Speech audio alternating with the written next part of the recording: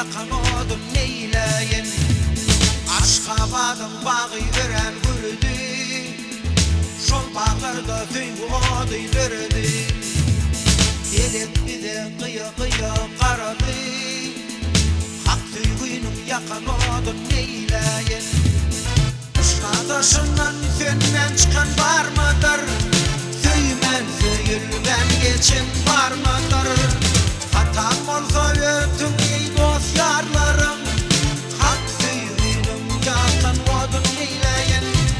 Uşkadaşından fönmen çıkan var mıdır? Tüymen tüyülmen geçin var mıdır? Hatam olsa ötün ey dost yarlarım, hak tüyünün yakan odun neyleyin.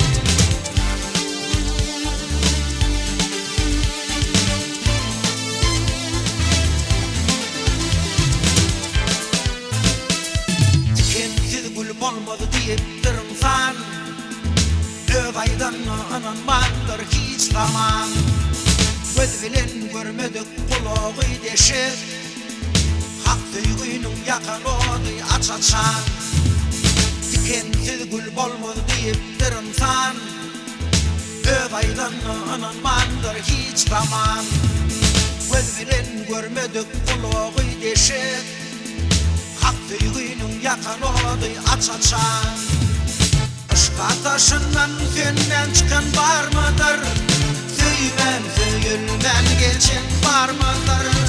Hatam olsa ötün ey dost yarlarım, hak tüyünün yakan odun neyleyin. Işkadaşından fönmen çıkan var mıdır? Tüymen tüyülmen geçin var mıdır? Hatam olsa ötün ey dost yarlarım, hak tüyünün yakan odun neyleyin.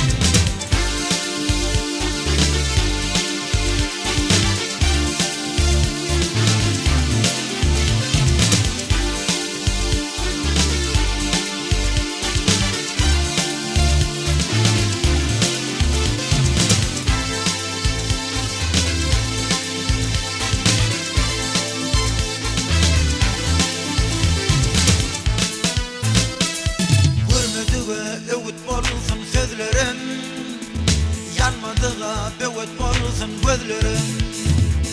Bolsa hak tüyü bolmasa bakar yazlarım, diyen tüyün yakan odun neyleyin.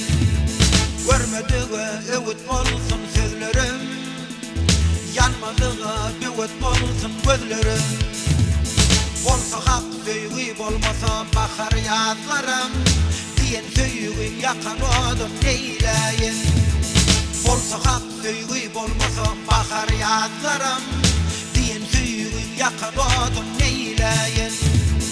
Işk ateşinden fönmen çıkan var mıdır?